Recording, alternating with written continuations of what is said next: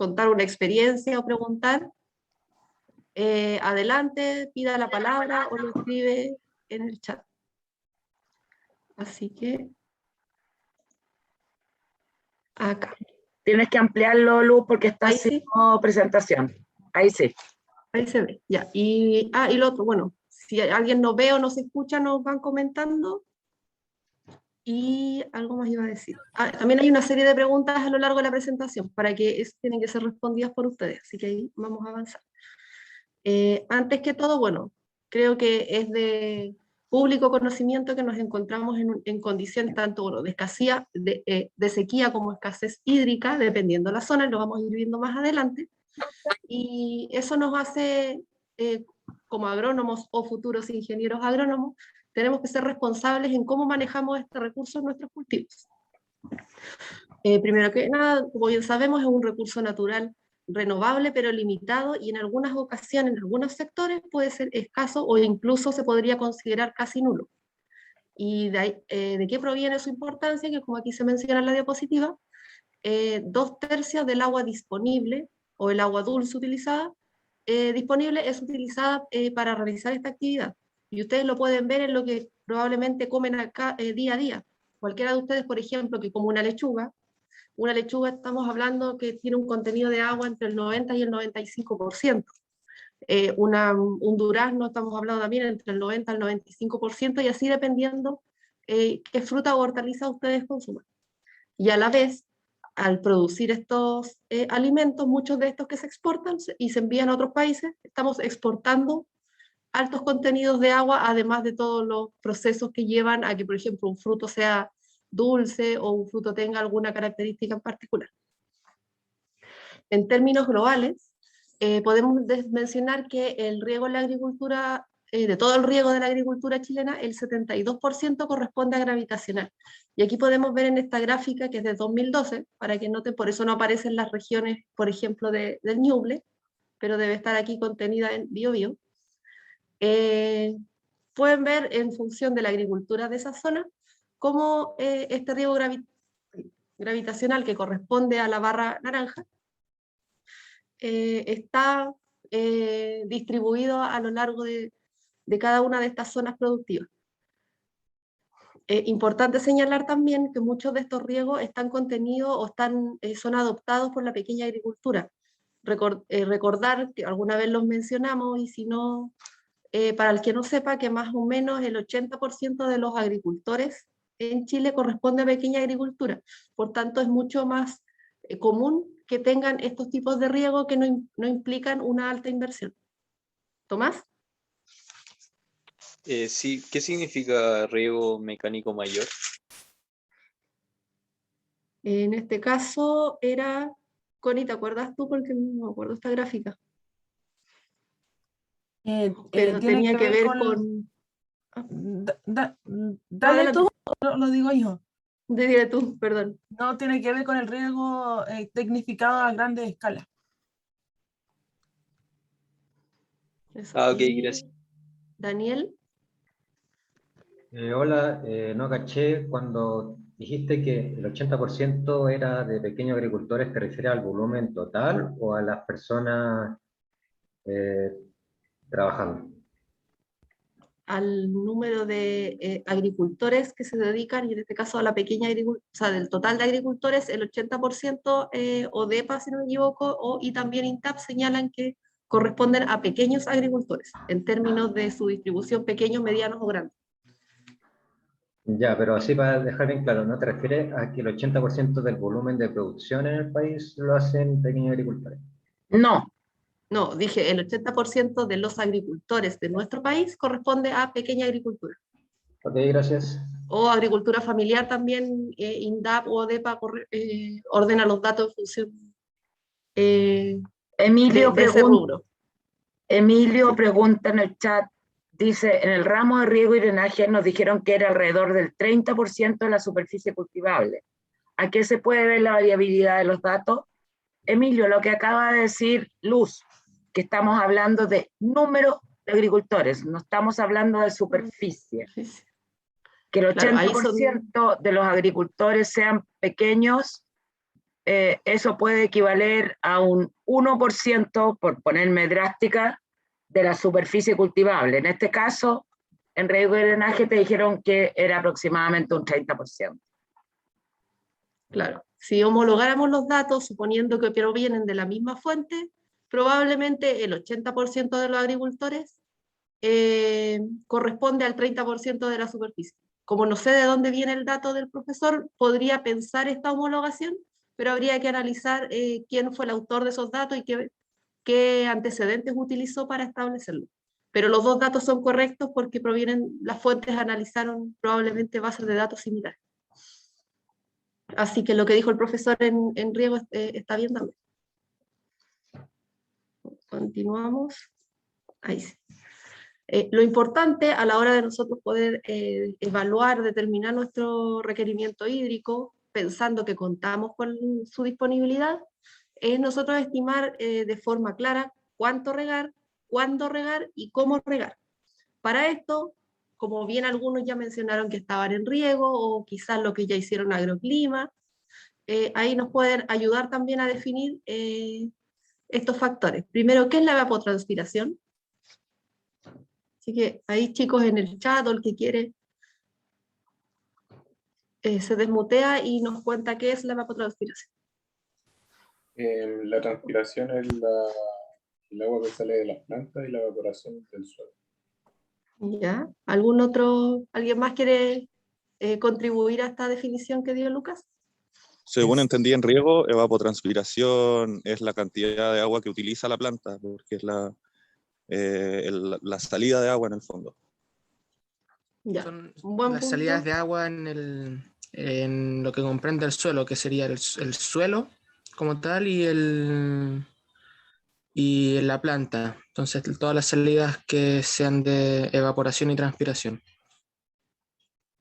Ya ahí vamos ajustando más. Es importante mencionar que es una salida, o sea, que entran dentro de un balance o dentro de un cálculo que yo voy a realizar. Voy a tener entradas y salidas dentro de un sistema.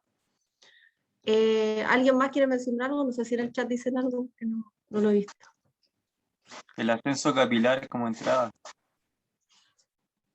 Perdón, Puede ser Cristóbal una dice entrada. que es la suma de la transpiración de la planta y la evaporación del suelo. Exacto. En términos globales lo han definido, corresponde, claro, a salidas, en este caso, que corresponden, como bien definieron, transpiración proveniente de la planta y evaporación proveniente del suelo. Lo importante aquí es que recuerden, tanto de sus ramos anteriores o los que no han tomado estos ramos y están en proceso, para que lo tengan claro, que estos son, por decirlo así, un porcentaje o pueden ser medidos como un contenido de agua que entra o sale de un sistema. Evaporación, si ustedes van al documento del FAO 56, ustedes van a encontrar que la evaporación directa del suelo, según ese documento y según las mediciones que han hecho estos expertos, pueden variar entre el 15 y el 20% del agua disponible. Mientras que la transpiración, como ya han mencionado sus compañeros, al ser dependiente de la planta, va a depender del estado de desarrollo de esta. Entonces, ¿qué creen ustedes a grandes rasgos? Si, por ejemplo, ¿será alta la evapotranspiración de sus cultivos hoy, los que trasplantaron? ¿Será más alta ahora o será más alta en diciembre? ¿O qué esperarían? Diciembre. En diciembre. Exacto. Para que consideren que este factor transpiración va a ser probablemente el más crucial dentro de todo este tiempo, este periodo con el que ustedes van a trabajar. También cuánto regar, el cuándo o cómo, va a tener un factor que va a influir, que tiene que ver con la disponibilidad en el suelo, asociado a la capacidad de un suelo de poder retener agua o no, dependiendo de su condición o clase textural. ¿Andrés?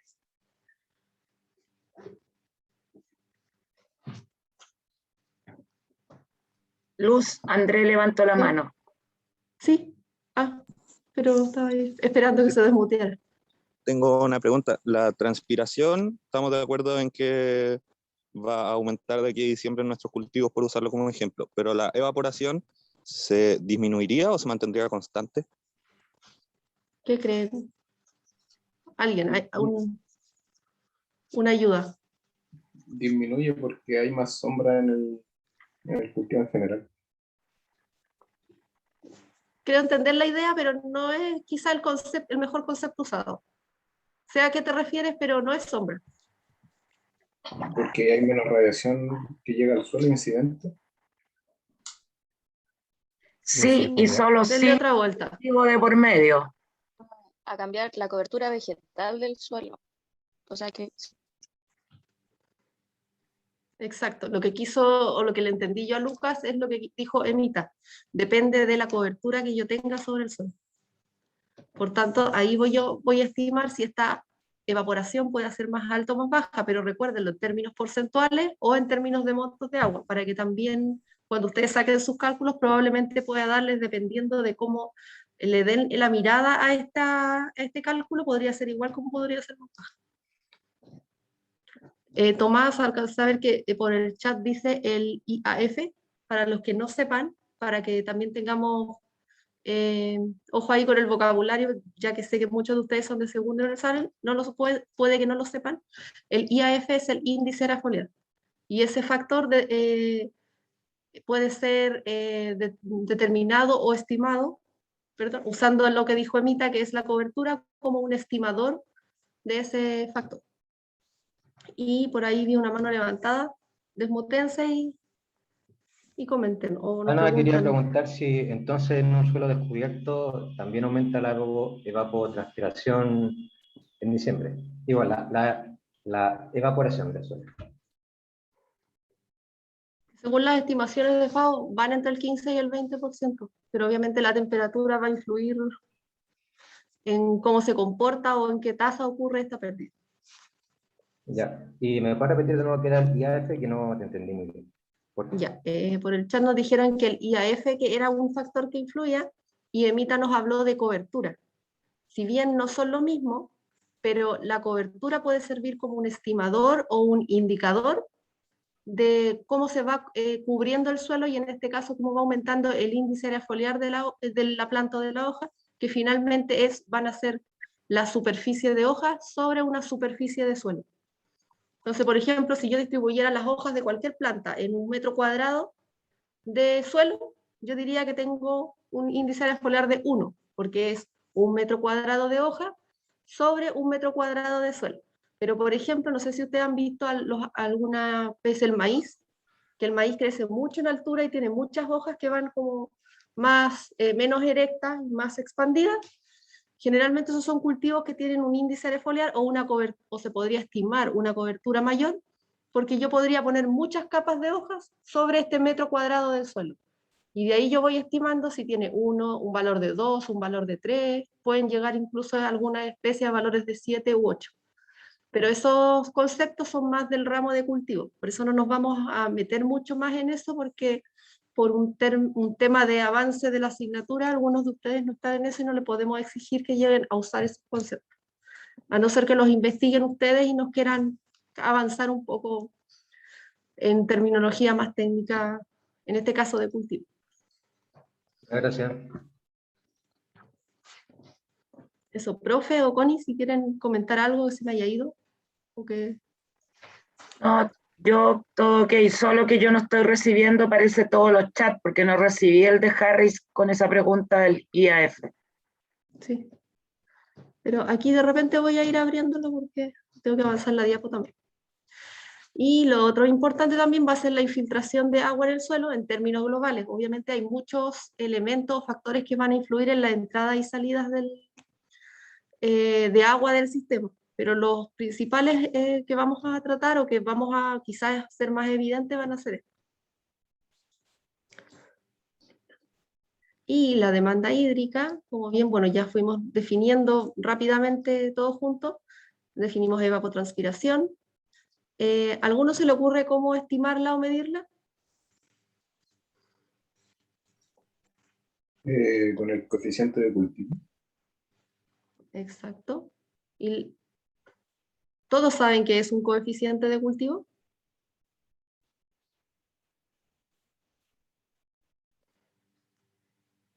Ya, es importante que, bueno, más adelante lo vayan buscando, sobre todo si van a estar en riego, y después lo van a conocer más en el ramo de cultivo, donde se utiliza más a la hora de establecer sus balances hídricos. Pero, Es que quería mencionar que en resumen lo que mide es como la evapotranspiración de cada cultivo. En gran resumen. en un tiempo dado y en un periodo dado, para un estado de desarrollo dado. Como Claro. ven en esta gráfica simple, dice KCI inicial, van a ser valores de cuánto, como dijo Lucas muy resumidamente, se va a transpirar la planta en estados iniciales, como los que están ustedes ahora trasplantando, que tienen plantas con 3, 4 hojas. Mientras que a lo largo del periodo esto va a ir subiendo, va a llegar un momento en que se va a estabilizar, que es lo que se llama un coeficiente medio, hasta que el cultivo comienza a cenecer, a perder sus hojas y van a bajar a valores que son mucho más bajos, pudiendo llegar incluso casi a un valor del KC inicial. Pero nuevamente, como son conceptos más asociados a riego, los vamos a dejar en esa asignatura. Lo importante aquí es que sepan que esto se puede medir, que lo pueden estimar, pueden, por ejemplo, tomar datos de estaciones meteorológicas, pueden, por ejemplo, los datos que tomamos con el TDR, ir midiendo en el tiempo para lograr establecer una curva de cuánto es el consumo o gasto de agua en el tiempo. ¿Esto para qué? Para poder establecer un balance hídrico, es decir, una suma y resta, por decirlo así, de las entradas y salidas del sistema. Y en este caso, como se ve en esta imagen, ¿cuáles según ustedes son las entradas? O si hay otra más que puedan considerar y que no esté ahí. La precipitación. Una entrada, ¿cuál más? Ascenso capilar. El riego, otra entrada. El riego también es otra entrada. ¿Y las salidas? Ya vimos dos. Evaporación, transpiración. Percolación. La lixiviación. Escurrimiento Exacto. superficial. Ya, veo que todos han estudiado riego, así que, o que ya pasaron riego, así que vamos súper bien en términos de tener la idea de cómo este sistema está ocurriendo. Daniel dice que no ha hecho riego, pero está yo creo que en un equipo donde alguien hizo riego, así que ahí es importante, como les mencionamos en la primera clase, el trabajo colaborativo. Probablemente todos están en distintos años, entonces la idea es que se vayan apoyando al momento de realizar los cálculos para su cultivo o investigar respecto a este tema.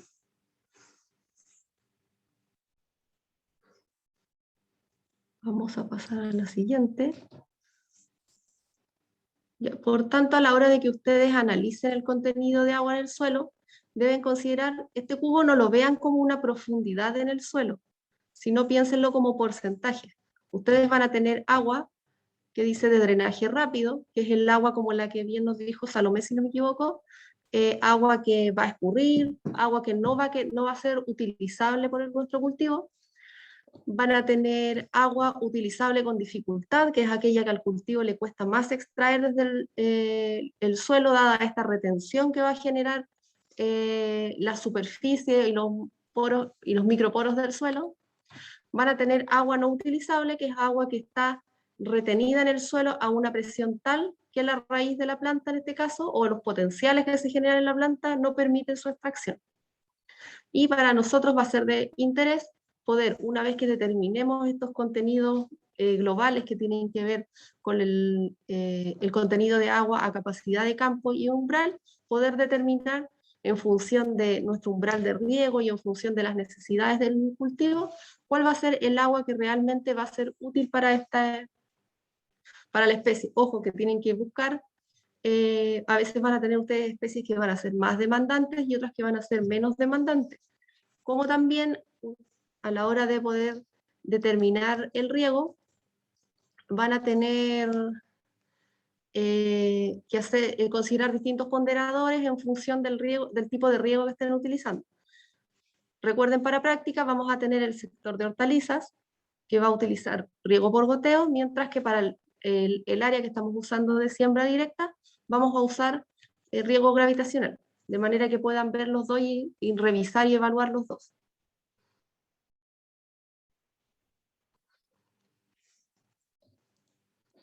Ahí sí. Y acá una pregunta. Analicen los ejes de este gráfico y las curvas que aquí aparecen. ¿Y qué nos pueden comentar al respecto? Y bueno, y aquí es saber una pregunta. ¿Aplica para cualquier condición productiva?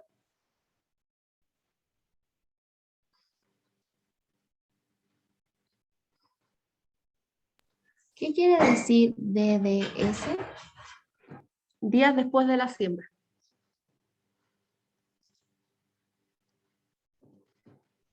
¿Cuál era la pregunta, disculpa? Analicen este gráfico, vean las distintas curvas y qué nos pueden comentar al respecto. ¿Qué ven ustedes? ¿Se les podría ocurrir, por ejemplo, qué sistema de producción es? Es una producción de secano, ¿no?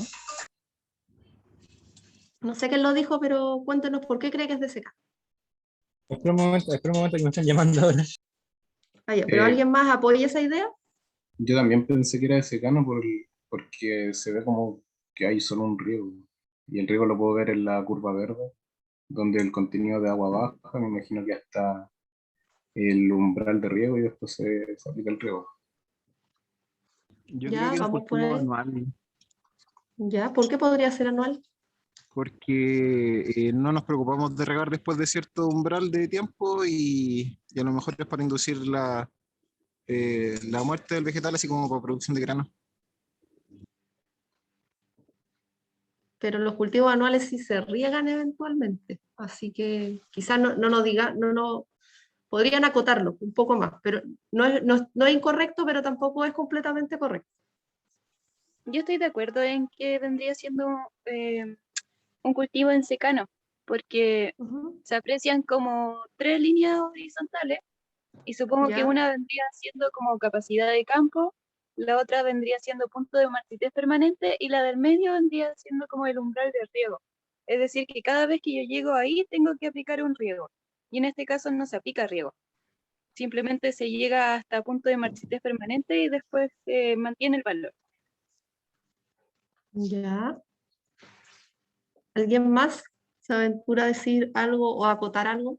Disculpen, que había vuelto. ¿Qué había mencionado con respecto al A sus gráfico? compañeros han dicho que es de secano, han dicho que ven los contenidos de agua, capacidad de campo, PMP, que notan un umbral de riego, algunos ven riego, entonces... Yo igual diría que es un cultivo de primavera-verano, porque la transpiración de cultivo parte muy baja y va subiendo a medida que pasan los días después de la siembra. ¿Ya? ¿Qué más dijeron? Dijeron que puede ser un cultivo anual, yo decía, es correcto, pero no tan correcto. Faltaría acotar algo más ahí al respecto.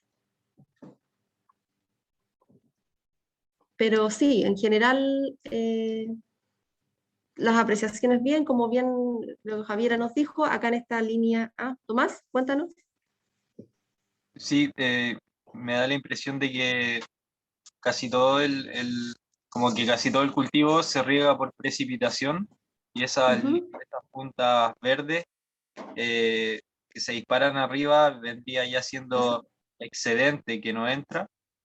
Yo creo que se va por escorrentía y luego comienza a bajar como en el 121 más o menos y ahí me da la impresión de que es el único riego que se hace a voluntad y después ya se deja secar para cosechar.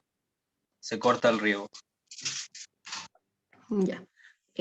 Bueno, de todo lo que nos han comentado, hay apreciaciones que sí son correctas y otras que creo entender a qué quieren decir, pero no son correctas en cómo las expresan. Primero, sí, esto correspondería a una curva de secano.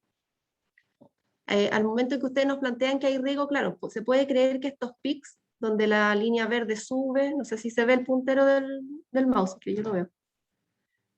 Estas líneas que suben y luego bajan, ya, gracias.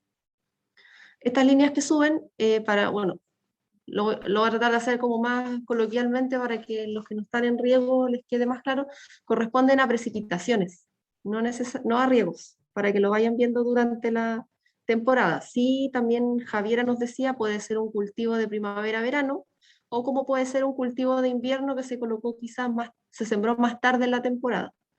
Más tarde me refiero, el invierno termina en septiembre, el cultivo se puso en agosto. Y claro, comienza muy baja la evapotranspiración y luego va subiendo, que también puede deberse a la cobertura del suelo. Porque como bien vimos, si un cultivo tiene poca cobertura al inicio, su evapotranspiración va a ser mucho más baja respecto a cómo va avanzando en la temporada. Por otra parte, bueno, acá también este pic que puede aparecer un riego corresponde a una precipitación alta a final de temporada. ¿Y por qué?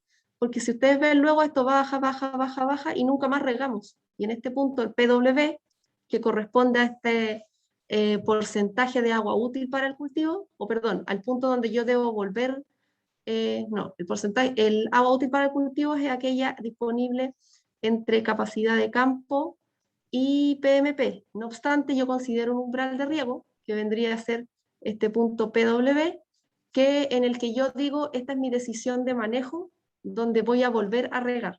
¿Por qué? Porque estos umbrales de riego vendrían a ser como el porcentaje máximo de, comillas, uso o pérdida de agua en el suelo, donde yo después, en ese punto como de no sé si de no retorno, pero yo vuelvo a regar, porque ya sea por mi disponibilidad de agua o porque el cultivo se le hace mucho más difícil extraer el agua desde el suelo.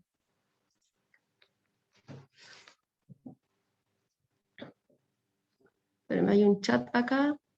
Disculpa, me desconecté porque se me apagó el teléfono. ¿Me podría repetir, sintetizar más o menos lo que dijiste en el último minuto, por fin? A ver, déjenme leer el chat. Dice, el coeficiente de cultivo no se debe a que está cambiando de etapa fenológica la planta. Exacto. Me refiero al aumento, sí. A medida que el cultivo se va desarrollando y creciendo, va cambiando este factor. Y lo último, más que nada, que dijimos al final, es que tenemos estas tres curvas que están definidas acá abajo, como pueden ver, capacidad de campo, PMP, PW, el verde es el balance, es decir, las entradas menos las salidas, y el naranjo viene a ser la evapotranspiración del cultivo, que inicialmente, como pueden ser los cultivos que ustedes tienen ahora en práctica, han sido recién trasplantados, o como también puede ser un cultivo recién sembrado, donde las pérdidas o las salidas, perdón, son menores hasta cierto momento en que empieza a aumentar esta evapotranspiración de cultivo a partir de este desarrollo más acelerado hacia el avance de la temporada. Mientras que acá, en estos pics que tenemos, corresponden a precipitaciones en la temporada. Acá al final ocurrió otra precipitación alta hacia casi finales del ciclo, y luego simplemente este cultivo no se volvió a regar, dado que, como podemos ver en esta curva verde, tenemos este contenido de agua PW, donde si yo hubiese pensado en un cultivo de riego, hubiese quizás realizado aquí un riego, y esto debería haber subido esta curva verde hasta esta línea gris y luego bajar. Chiquillos, les voy a pedir si pueden escribirle en los chats a la profe o a la Connie para no estar así como abriendo cada rato, para no detenernos mucho rato. Aquí dice, o sea que su demanda hídrica irá variando según su etapa de desarrollo, y por ende la ETC también va a ir variando en aumento. ¿Es así? Claro, en la medida que va desarrollándose la planta, van apareciendo, ojo, acuérdense que ustedes tenían que buscar de tarea que era crecimiento y desarrollo, pero en la medida que va ocurriendo este desarrollo, va aumentando este valor de KC, que es dependiente del cultivo. Y como dices aquí, por ende la ETC también va variando. Claro, en este caso la ETC va aumentando porque el valor de ETC, que es la evapotranspiración del cultivo, depende de la evapotranspiración potencial que ocurre en un lugar y de esta variable del KC, como ya les mencioné. Y ya el otro no. Sí, profe, Connie, ¿algo que mencionar? Que quizá se fue. Fernanda había preguntado por qué ocurrían los pics altos y bajos de la ETC, pero ya lo contestaste. Claro. Probablemente quizás como para también imaginarnos, situarnos en el lugar, cuando ustedes vean estos pics de la ETC, que además, bueno, dependen de la evapotranspiración y del coeficiente de cultivo, suelen darse, por lo que recuerdo de esta gráfica, fue un año muy inestable y esos días había mucha nubosidad. Entonces, al existir esta nubosidad, la evapotranspiración de esos días era más baja. Entonces se nos fue generando toda esta curva en ese sentido de que bajaba mucho y luego subía.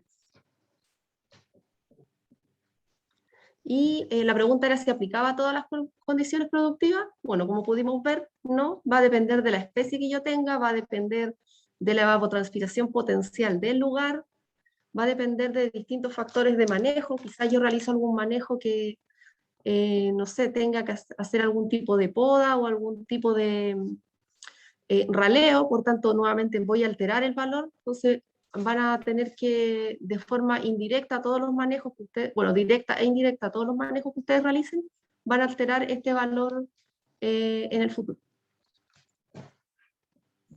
Luz, una pregunta. Dale. ¿PW a qué correspondía? La otra la entiendo, pero PW se me olvidó que... Corresponde a un contenido de agua en el suelo, donde en función de la capacidad de la planta de extraer agua de este mismo suelo, yo me estimo un porcentaje que se llama umbral de riego. Entonces, ese PW tú lo calculas por la capacidad de campo multiplicada por el umbral.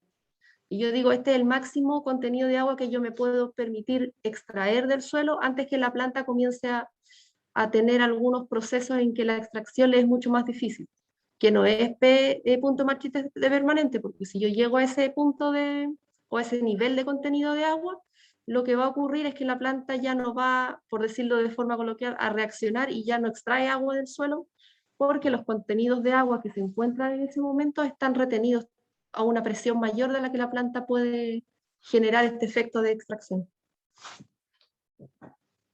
O sea, yo quiero mantener el contenido de agua en el suelo cerca de PW o de la capacidad de campo.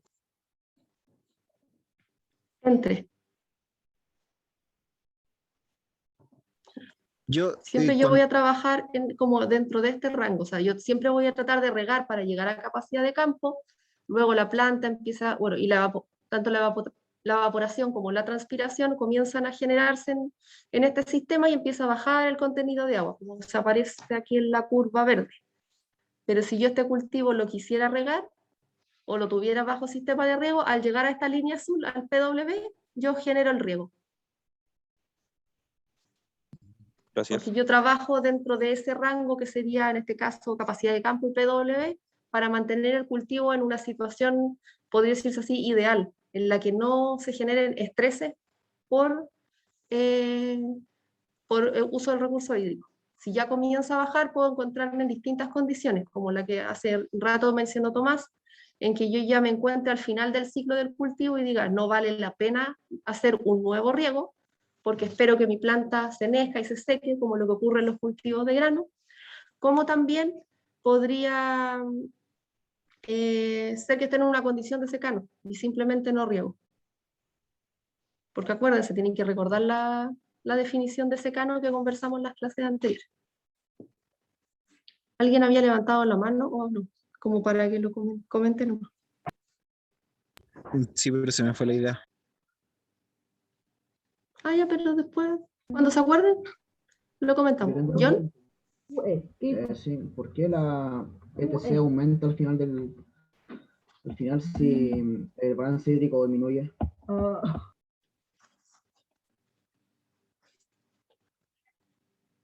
No escuché bien, no lo entendí. No sé si escuchó la profe o la Connie. ¿Por qué la ETC aumenta al final si el balance hídrico disminuye y hay menos agua? Pregunta, ¿por qué la ETC aumenta al final si hay menos agua? Eso es lo que yo alcancé a escuchar. Porque la evapotranspiración es dependiente, bueno, del cultivo y de la evapotranspiración potencial del lugar. Acá el balance considera como las entrada y salida, pero no sé hacia dónde va la pregunta, como que no la... John, si puedes repetir la pregunta. No sé hacia dónde la es. No entiendo por qué, si hay menos agua, ¿por qué debería haber más evapotranspiración? Porque hasta punto de marchitez permanente el agua no es limitante. Además, hay que recordar que el cultivo está en constante desarrollo. Entonces, lo que hablaba Luz anteriormente con el índice de área foliar, eso no sí, se podría detener cuando uno somete a un estrés muy grande a la planta en términos hídricos, pero que haya menos agua, dependiendo, creo que este cultivo, no sé si este es mi balance o el de la Luz, si es mi balance, creo que es de cebada. Si es de la Luz, no sé, ahí sí puede que sea otro cultivo, no sé si una leguminosa o qué. Sí, era una arveja. Pero continuó su desarrollo. Entonces, recuerda que el ETC está en función del coeficiente de cultivo, entre otros elementos. No sé si ahí sí. Gracias. Sí, como que yo no capté bien la pregunta. Pero ¿alguien levantó la mano o hablaron? Disculpa, no sé si alguien antes había levantado la mano, pero me acordé de la pregunta que tenía pendiente, que es, en el caso de la ET0, perdón, sé que tiene que medirse como bajo condiciones estándar en un cilindro de aluminio, si no me equivoco, pero como sobre un pallet sobre pasto, ¿cierto? Eso igual es No como necesariamente. No O sea, necesariamente. tú puedes evaluar la evapotranspiración potencial de un lugar conociendo las condiciones climáticas de esa localidad y aplicando la fórmula de Perman-Montit, que es la que te indica velocidad del viento, humedad, temperatura y a ver, ¿qué más? No, eso. Sí. Y sobre el viento igual se saca un promedio diario para calcularlo. Lo ideal es sacar la ETC diaria, por lo tanto tú tendrías que tener los datos diarios del lugar para poder dar una recomendación lo más certera posible. Generalmente, en términos climáticos, cuando nosotros damos recomendaciones a nivel productivo, la idea es sacar el histórico diario y si es posible en hora, mucho mejor. Pero promedios mensuales un poco más complejos, dado que los cultivos tienen un ciclo que va día a día. Entonces, es mejor tener el dato diario. Sí, a eso me refería, que yo ocupo, por ejemplo, todos los promedios, o sea, las velocidades del día, las promedios, y con eso hago mi cálculo del día, obviamente. Claro, si tuviera el dato horario, sería mucho mejor, pero sí. Disculpen, Javiera compartió con todos los estudiantes una información sobre el KC que propone la FAO en materia de alumnos, así que pueden revisar más. Gracias, Javiera. Javiera Palma me refiero. Ya, eso, vamos a seguir avanzando. Sí, quizá para complementar un poco lo que decía Connie, va a depender de la metodología que planteen. La puedes hacer a través de la ecuación o la propuesta de Penman-Montit, la puedes hacer a través de este cilindro que mencionaba Gabriel. La FAO tiene estandarizados el cómo se realizan esos procesos. Hay otras metodologías de Hargreaves. O sea, va a depender de qué estén estudiando, de las condiciones en las que lo estén haciendo, de cómo lo quieran comparar. O sea, hay distintas formas de realizarlo. Suelen ser la mayoría llevar casi al mismo valor. No tienen unos coeficientes de variaciones muy altos, pero sí siempre lo importante es eso, tener instrumentos confiables, condiciones estandarizadas para que puedan también comparar con los trabajos que realicen otros autores. Ahí sí. Y al momento de nosotros poder, bueno, continuar con la clase, cómo regar y cómo elegimos nuestros métodos de riego, nosotros tenemos que considerar,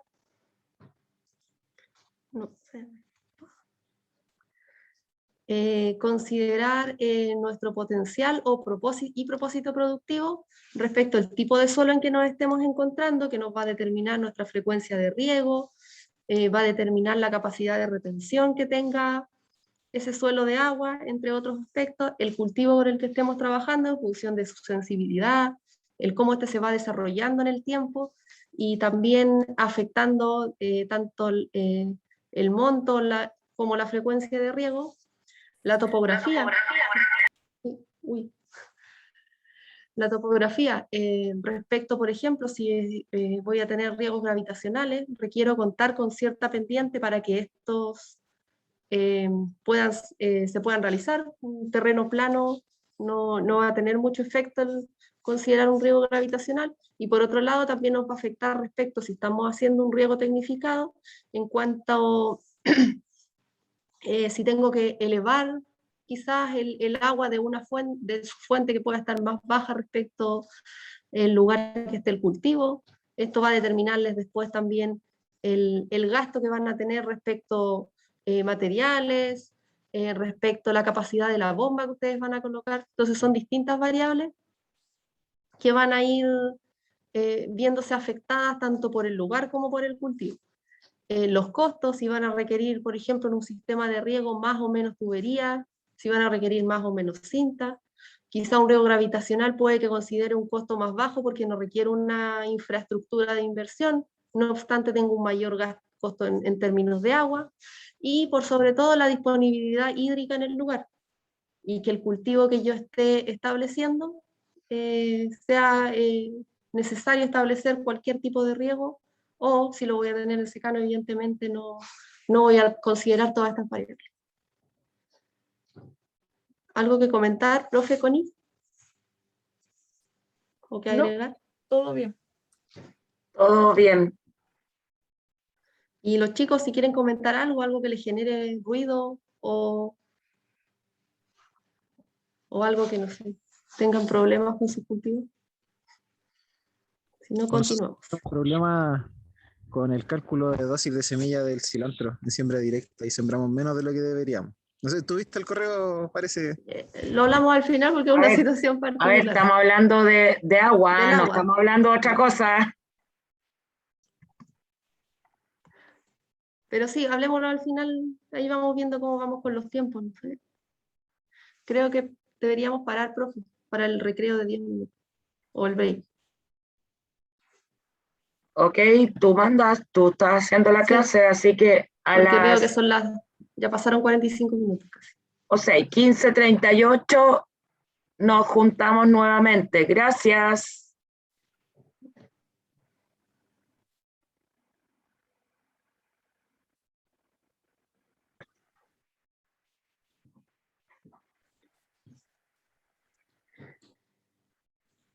Modo presentación. Eco. Ahí sí.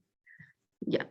Y en función, bueno, continuando con lo anterior, teniendo todas estas consideraciones de cómo regar y poder determinar el método de riego, y posteriormente, como aquí se aparece, el tipo de riego, vamos a tener distintas formas en que podemos aplicar este contenido de agua en el suelo, y como les comentaba anteriormente, en práctica usamos dos, de manera que podamos tener un contraste respecto a sus condiciones de manejo y también sus frecuencias. Bueno, ahí están los valores, chicos, después vamos a subir el PPT, pero también yo creo que en riego han visto varios de estos, y para no continuar con esto, y además de que ustedes tienen que, algunos de estos también investigarlo respecto a sus cultivos, qué implica, si se aplican o no a esos cultivos de forma tradicional, y ¿cómo se llama? Estimar también ustedes en función, bueno, vean qué valores más les faltan o necesitan para que nos puedan más adelante en sus cuadernos de campo indicar cuál sería el volumen de agua necesario para las especies que ustedes están trabajando. Pero lo más importante, también complementario a todo lo que hemos hablado, es que ustedes deben buscar que el uso de este recurso sea lo más eficiente posible. Van a haber distintos factores o distintos aspectos para considerar esta eficiencia, que van desde lo más institucional, como se menciona aquí, gestión integrada de los recursos hídricos. Todos estos factores son los mencionados en los programas que tienen que ver con el desarrollo de recursos hídricos durante los próximos años. También van a definirse a partir de manejo fisiológico del cultivo, que tiene que ver más que nada con el mejoramiento de la especie, que para esto, como bien muchos sabrán que han hecho genética, estamos hablando de trabajos que llevan muchos años para poder desarrollar nuevas especies que sean mucho más eficientes o poder, y que sean más tolerantes quizás también a condiciones de estrés o de sequía, pero los que más vamos a influir, probablemente muchos de nosotros como agrónomos, son todos aquellos manejos agronómicos, como aquí se menciona, el diseño y construcción de sistemas de riego que sean aplicados a su especie, que sean eficientes para la condición en la que estamos, eficientes en todo sentido, tanto en el uso del recurso del agua como en el uso de los recursos económicos que llevan detrás de esto. El uso de mulch o cubiertas que nos ayudan a disminuir las pérdidas desde el suelo, los sistemas de labranza, que como bien ya algo vimos ayer en el práctico y los del viernes van a ver mañana, en función de los contenidos de materia orgánica, el cómo yo manejo el suelo para evitar mayores pérdidas durante el ciclo, control de maleza. Como bien quizás muchos de ustedes saben, y también lo vamos a ver más adelante en la clase de malezas de la profesora Verónica, las malezas son especies que son extremadamente competidoras, por tanto van a utilizar el recurso que yo estoy esperando sea para mi especie cultivada. También uso de especies resistentes o tolerantes a la sequía, saber elegir las variedades que quizás apliquen de forma más específica en una zona. Probablemente especies que tengan un ciclo más corto y poder probablemente también rotar más durante el año en un lugar, o si no, acotar a la temporada en que yo voy a tener la disponibilidad hídrica. Elegir una fecha de siembra que sea adecuada nuevamente para la zona y para la especie, de manera de poder hacer un mejor uso de las precipitaciones que ocurren en la temporada, y probablemente otros que van a depender de las condiciones productivas, van a depender del objetivo que ustedes estén planteando, así que ese otro queda abierto obviamente a cada condición que ustedes vayan determinando en la que se encuentren inmersos. Y actualmente, ¿qué es lo que está pasando en Chile, o qué es lo que podemos comentar brevemente? Miren, esta diapo nosotros la mantuvimos de la clase del año 2019, porque si ustedes leen lo que ocurría bueno, esto también viene de 2, 3 años atrás, actualmente estamos en una situación muy similar, en donde se ha decretado emergencia agrícola, o se ha decretado sequía, o se ha establecido zonas en que hay como dice aquí, se agudiza la crisis hídrica, en donde hay condiciones que están haciendo que los agricultores necesiten quizás más apoyo en la producción, en zonas en las que incluso estoy afectando o se está siendo crítico el recurso para consumo humano, más directamente.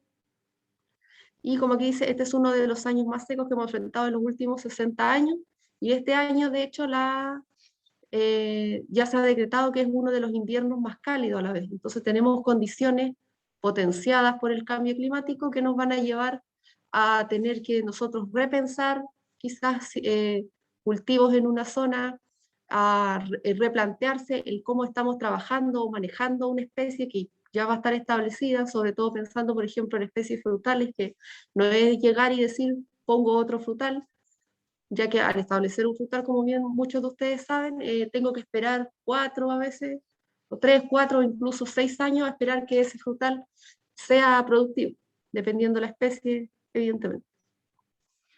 Para este año, estimaciones de Fundación Chile, que es la persona que acá trabaja, que aparece ahí en esa noticia, indica que el 76% de la superficie chilena está afectada por sequía y además tiene suelos degradados.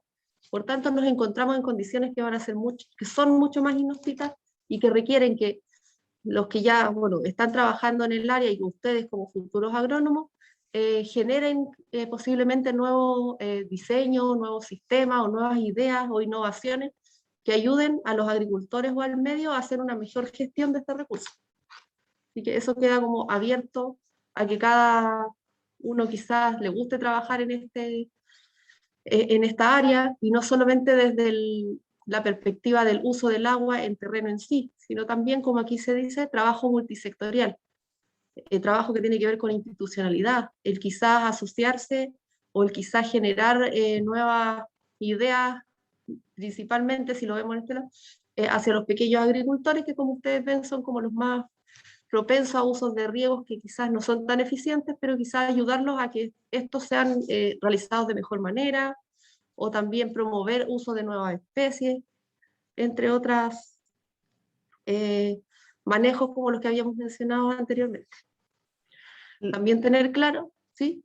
Luz, sí, es que para el dato que diste del 2019 y ahora lo que va a hablar, quería comentar que para el año 2021 existen 8 regiones al septiembre de este año con emergencia agrícola y equivalente a 200, tengo por aquí el dato, 218 comunas del país. Y existen 168 comunas que en la actualidad están con decretos de escasez hídrica, que son dos cosas diferentes. Eso quería mencionar, un dato importante. Ahí va una tarea para todos ustedes que busquen qué implica emergencia agrícola y qué implica escasez hídrica, como dijo Connie. Decretos de escasez hídrica. Eso, que son los que aparecen acá. Ustedes pueden ingresar, ahí está la página, Dirección General de Agua. Ahí está toda la normativa que tiene que ver con estos temas. ¿Qué pasó? Te escucho. Benjamín, por favor, ¿te puedes, Benjamín Gutiérrez, silenciar? Si me preguntan la tarea, busquen la diferencia entre decretos de escasez hídrica y emergencia agrícola, que es la que aparece en la diapositiva anterior. Y ahí está la página de la DGA donde probablemente está la respuesta a esa tarea. Aquí, emergencia agrícola, decretos de escasez hídrica. Y en este caso, quizá aquí lo más importante es mencionar que nosotros podemos ver una zona que quizás sea, usted diga, no, aquí históricamente falta agua, comillas falta, para que tengan cuidado con los juicios de valor, o que haya disminución de precipitaciones, o que se generen situaciones que ustedes digan, ¿por qué aquí quizás no hay ayuda, o por qué aquí no se hacen X manejos?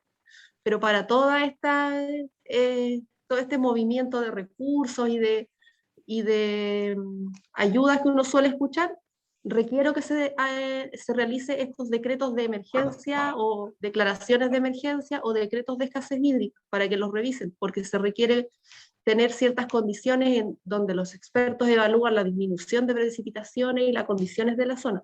¿Profe? Nada, no ha hablado.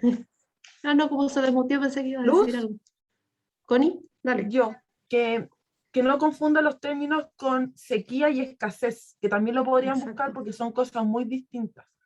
Porque uno podría ver una disminución de precipitación en una región, pero no necesariamente exista escasez hídrica.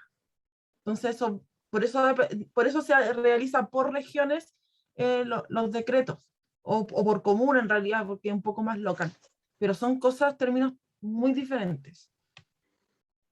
Exacto. Y eso, y el cómo, bueno, se analicen esos datos, porque evidentemente los expertos analizan esta situación dentro de lo que es acá, por ejemplo, se muestra el Ministerio de Obras Públicas, lleva a decretar o a generar estas alertas o alarmas, a través, en este caso, decretos, como dice aquí, del Ministerio de Obras Públicas, que declaran que una zona se encuentre en escasez hídrica o que una región esté en emergencia agrícola, para que lo revisen, y eso lleva a generar todo un movimiento de recursos o de manejos dentro de alguna zona, comuna, localidad, dependiendo la magnitud en la que ésta se declara. Y como justo aparecía ahí un mapa, sacamos el mapa, y este es el mapa actual de los decretos que ha, ¿cómo se llama?, publicado la Dirección General de Agua a través del Ministerio de Obras Públicas.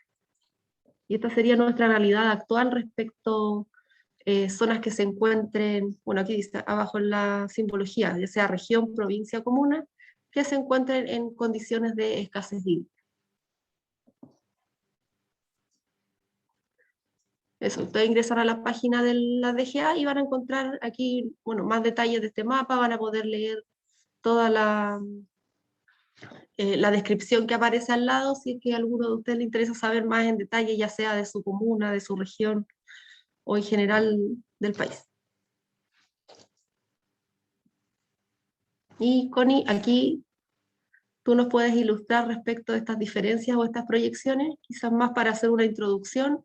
Estos mapas corresponden, en este caso, a precipitaciones en la región del Biobío. Y estas corresponden a proyecciones, Connie, hacia el 2045, ¿cierto? Claro, de acuerdo a los últimos informes del IPCC, que es el Grupo Intergubernamental de Expertos del Cambio Climático, se dan distintas proyecciones a nivel global, entre esas cae Chile, y para el escenario más realista y certero y más cercano, que entre el periodo 2046 y 2065, que es la imagen de la derecha, en la región del Biobío se estima una disminución abrupta de las precipitaciones acumuladas. En el mapa de la izquierda es el periodo actual, que comprende un estudio de las precipitaciones desde más de 30 años hasta el 2019, y si pueden observar, la disminución de las precipitaciones en la zona cordillerana, que tiene alrededor entre 2.000 y 3.000 milímetros anuales, disminuye entre 1.000 a 1.500, o sea, la mitad prácticamente. Y la tendencia ocurre yendo hacia la costa, pasa lo mismo, y ahí es importante señalar que, como en el sector medio se encuentra, bueno, está el secano interior, el secano costero, pero esta región particularmente la conozco muy bien. Estos son los datos de mi tesis, que se los presté a Luz. Yo trabajé con pequeños agricultores y les puedo decir que, a excepción de 5 comunas, que son las que están más hacia el sector cordillerano, todas el resto de las comunas, sobre el 90% de los agricultores, tienen condición de secano, y los que tienen riego gravitacional, no tienen riego tecnificado, que bueno, es la tendencia de los pequeños agricultores. Por lo tanto, el panorama del recurso hídrico se ve súper complejo para el futuro. Y bueno, eso como que les queríamos mostrar en esta PPT. No sé, la siguiente lámina, que creo que viene de las temperaturas.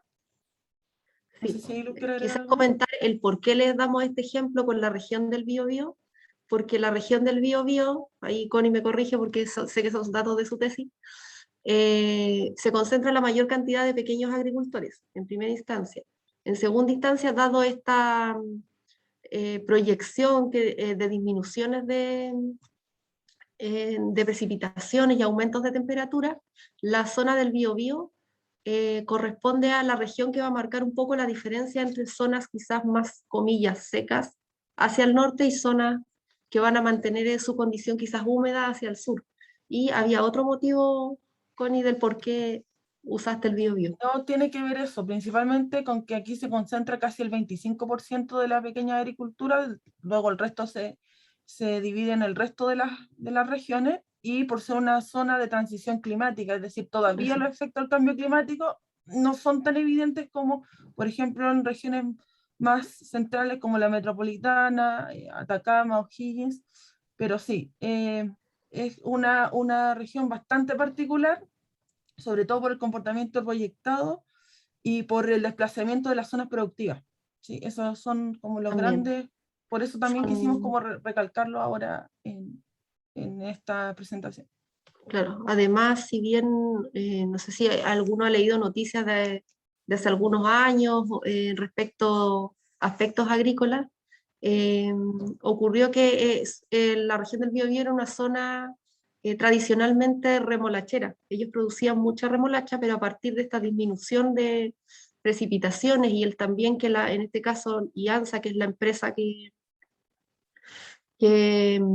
procesa la remolacha, se trasladó más hacia el sur, si no mal no recuerdo, ocurrió que se cerraron plantas. Por tanto, muchos agricultores de la zona han debido hacer cambios de cultivo. Se han hecho programas en el lugar, si mal no recuerdo, la última que leí fue que muchos remolacheros se cambiaron a frambuesos. Entonces, hay muchas consideraciones respecto al porqué de esta región. Y la siguiente, Connie, son las temperaturas. Antes que pasemos, tengo una pregunta.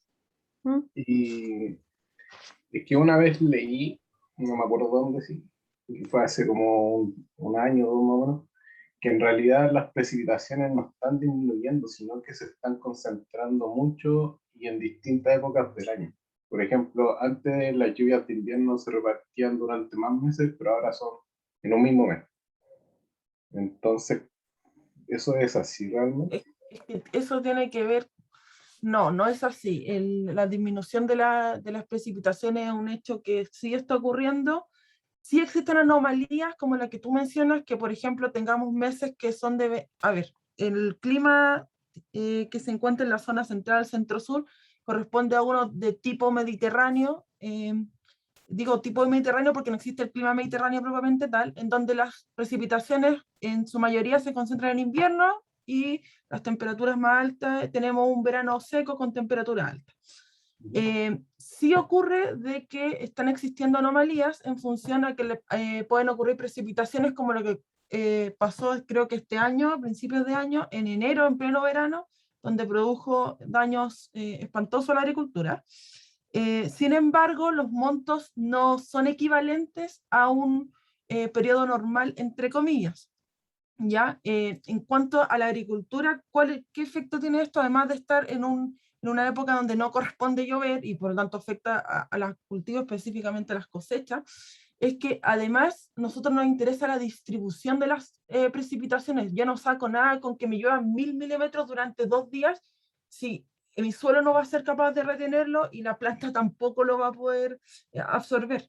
La importancia aquí son las distribuciones. Entonces, finalmente, sí está ocurriendo una disminución de precipitaciones evidente. De hecho, la misma región que estamos viendo, desde el periodo hasta el 2010, de 1987 hasta el 2010, y luego del 2010 hasta el 2021, ha disminuido entre 300 y 500 milímetros dependiendo de la estación donde se tome. Entonces, sí, pasa que estamos teniendo en épocas muy extrañas lluvias, pero esas lluvias no compensan, entre comillas, el año normal, porque en clima no existe lo normal. Entonces también sí tenemos disminución de precipitaciones. ¿Y a dónde va el agua? Si están disminuyendo las precipitaciones. Lo que pasa es que ahí tiene que ver un cambio con los patrones del clima y cómo va el movimiento de masas de aire que forman las nubes y que llegan finalmente a la zona continental. Entonces también guarda mucha relación con la cantidad de radiación que está llegando, y son temas muy complejos, chiquillos, que no sé si va al caso ahora mencionarlo. Hay un curso muy bueno de la Chile Cambio Climático, si a alguien le interesa, que lo explican muy bien, pero finalmente nosotros tenemos nubes que no están siendo cargadas con agua y no está precipitando por todos estos cambios de los patrones de circulación de la atmósfera y un montón de conceptos que a los que no han hecho agroclima lo van a ver más adelante, y los que han hecho pueden ahí un poco entender. Ya, gracias. Hay un desplazamiento ahí de los anticiclones y ciclones. Buenísimo. Lo de las temperaturas que aquí está. ¿Por qué es importante recalcar el aumento de las temperaturas, que es considerable? Es primero por el efecto en los cultivos. Vamos a tener desarrollos más acelerados, que eso es grave. Y lo otro tiene que ver también con la acumulación hídrica. En las zonas más, en este caso la región del Biobío, en las zonas cordilleranas donde existen las acumulaciones de agua. Sin embargo, si estamos teniendo poca precipitación y la isoterma no permite generar suficiente nieve, y además se suma el aumento de temperatura, básicamente el agua sigue siendo aún más restrictiva que en un caso, entre comillas, normal, en donde nuestras temperaturas se rigen en las zonas cordilleranas bajo los 10 grados Celsius, las temperaturas medias, y hacia la zona central un poco más cálidas, ¿ya? Brevemente, porque me lo están preguntando por el chat, ¿por qué la zona interior de la región tiene las temperaturas más altas? Es porque el efecto de costero provoca que en la zona costera haya una disminución de la temperatura, no así en el cercano interior, como se encuentra entre ambas cordilleras. Se genera como un efecto de olla a presión, por lo tanto las temperaturas son mayores en este lugar. Ya, Luz. Gracias, Luz. ¿Cómo estamos Ahí sí. por el horario? Sí, Esto se los vamos a subir. Bueno, ahí está era para que compararan aumentos de temperatura y variaciones de precipitación. Y esto más que nada es relevante que revisen la estación de La Platina, que es la que está al frente de la facultad, para que ustedes puedan descargar datos que tengan que ver con aspectos climáticos y los puedan relacionar con las especies que ustedes están utilizando. Y ahí a modo de ejemplo iban las precipitaciones. Para cada zona, esto está en la estación, bueno, en la correspondiente a cada una de las que ahí aparece, las pueden buscar en Agromet o en la página del INEA. Y lo más importante es que como equipo analicen cuáles son las consideraciones que deben tener en el establecimiento de sus sistemas de riego. Muchos de ustedes ya los tienen listos, pero cómo los pueden ya sea mejorar o tener cuidado con el manejo de ellos, sobre todo en lo que refiere a la presión y a la cinta. Y también para que lo piensen como a futuro, qué cuidados debemos tener con el escenario actual, como el que, por ejemplo, les presentaba a Connie respecto a la región del Biobío. Y eso sería, como bien dice aquí, consideraciones importantes, básicas o relevantes, porque ya más detalles corresponden a cada asignatura, pero lo importante aquí es que tener claro que es un recurso limitado y que debemos cuidarlo bajo cualquier condición. Sí, gracias, profe. Disculpa, ¿puedes volver a la diapo anterior? Ay, la sube. ¿Qué querías preguntar, Gabriel? Sí. No, nada, solamente quiero ver las preguntas que hay en la diapo anterior. Sí, lo que pasa es que te la vamos a subir, así que no te preocupes. Apenas termine la clase, la Luz la va a subir. Ok, Luz, ¿alguna consulta, pregunta o continuamos?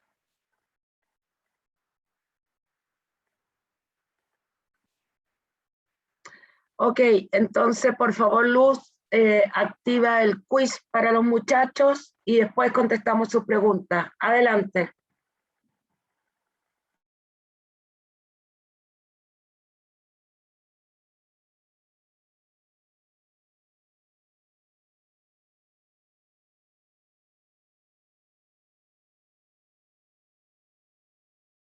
¿Alguna duda? Nos quedan 2 minutos en que podemos atender las consultas. Una consulta que no me podremos llegó. ver. ¿Perdón? Es que no podremos ver la retroalimentación. Ya se puede ver. No escuché la pregunta. La retroalimentación del quiz, profe, la activamos a lo que publiquemos la nota. Ya. Perdón, no escuché yo.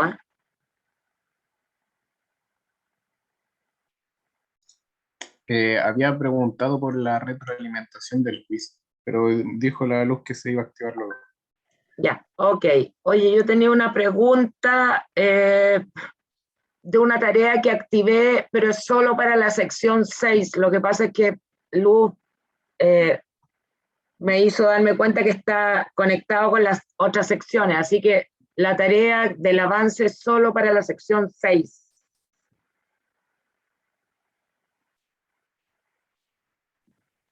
Gracias, profe.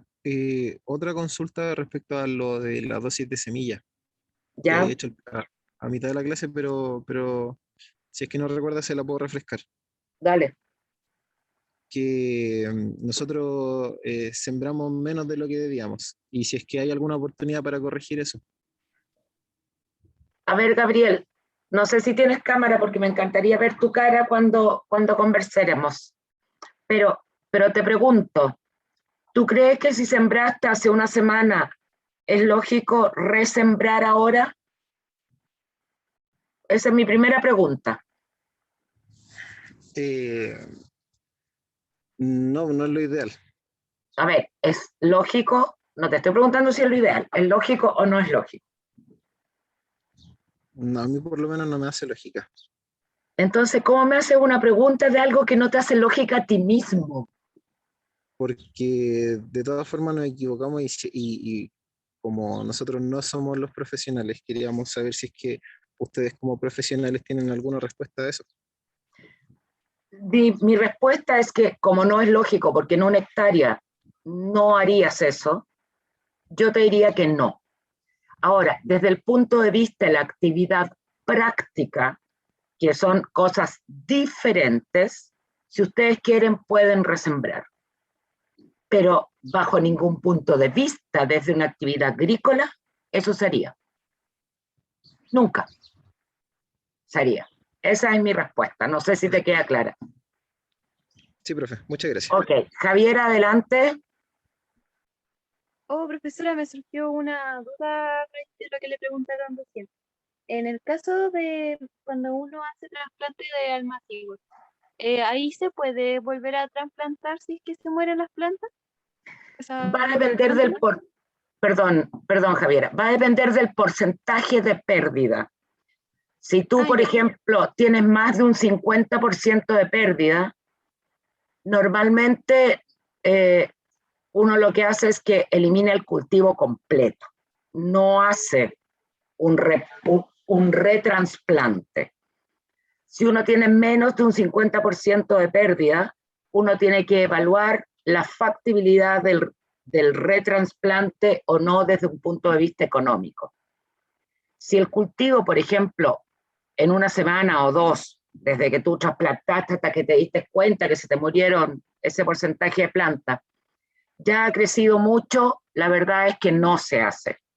Si el cultivo de las plantas que te sobrevivieron ha crecido muy poco, podría ser factible el retrasplante.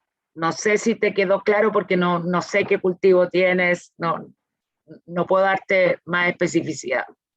Perfecto. Profesora, es que se lo preguntaba ya que nosotros tenemos lechuga, loyo rosa. En nuestro caso, cuando hicimos el trasplante, hacía mucho calor, entonces muchas como que se marchitaron, pero en teoría en estos momentos cuando revisamos teníamos como 10 muertas, tal vez la próxima semana tengamos más muertas. Entonces, en ese caso, a la segunda semana después de haber trasplantado, ¿se puede hacer, volver a cambiar las plantitas? ¿O no es recomendable? ¿O podría ser algo que podríamos anotar en el cuaderno de campo? A ver, si ustedes pusieron 30 plantas y se les murieron 10, efectivamente tienen que volver a trasplantar todo. Pero no sé cuántas pusieron, ese es el problema, Javiera. Porque como yo te dije, hay un porcentaje que a ti te lleva a tomar una decisión o no tomarla. Yo estoy hablando desde un punto de vista agrícola, no estoy hablando desde un punto de vista de la práctica. ¿Ya? Desde un punto de vista de la práctica, si ustedes pusieron 30 lechugas y se les murieron 10, trasplanten porque no van a tener cómo defender su cultivo después. Daniel, adelante. Hola, profe. Le quería preguntar que yo tengo que hacer 2 actividades recuperativas y me dijeron que la primera tengo hasta el 5 de octubre y quería saber si la segunda también. Eso. Sí, para los que deben 2, ya les mandamos las 2 tareas y la fecha de entrega el 5 de octubre. Ya, ok, gracias. Gracias a ti. ¿Alguna otra consulta? Adelante, Cristian, la última porque ya estamos en horario. Adelante. Buenas tardes. Profesora, yo tengo una duda personal un poco como equipo, que no alcanzamos a hacer la siembra directa la semana pasada y quería saber si iban a estar disponibles las semillas para realizar la siembra directa mañana. Van a estar disponibles, pero tienen que hacer la otra actividad primero lo más rápido posible para ver si alcanzan a hacer la siembra directa. No vamos a permitir que falten a una actividad para hacer otra.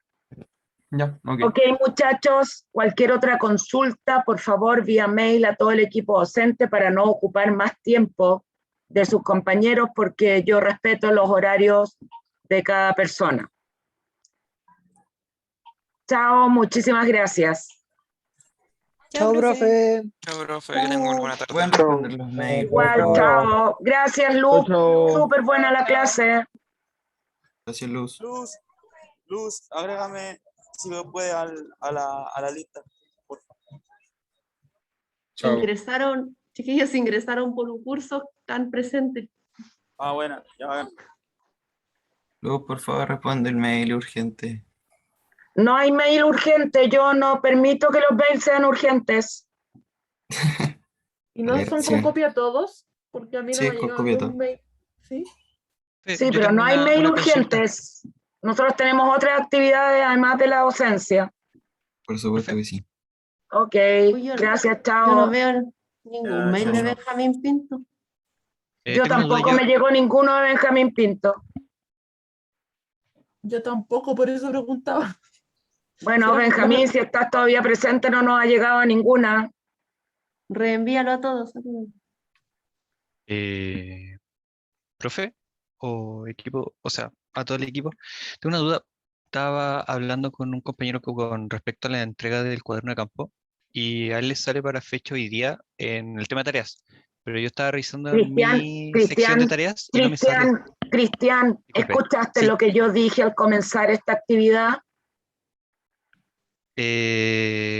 No, porque entré como 5 o 10 minutos tarde. No, cuando comencé, después de que se hizo el quiz, dije, la tarea que subí yo recién como avance 1 es solo para la sección 6. Y tú no Ya. eres de la sección 6. No, soy de la 4. Ok, está clarito. Chao. Sí, ya, chao, que estén muy bien. Hasta luego.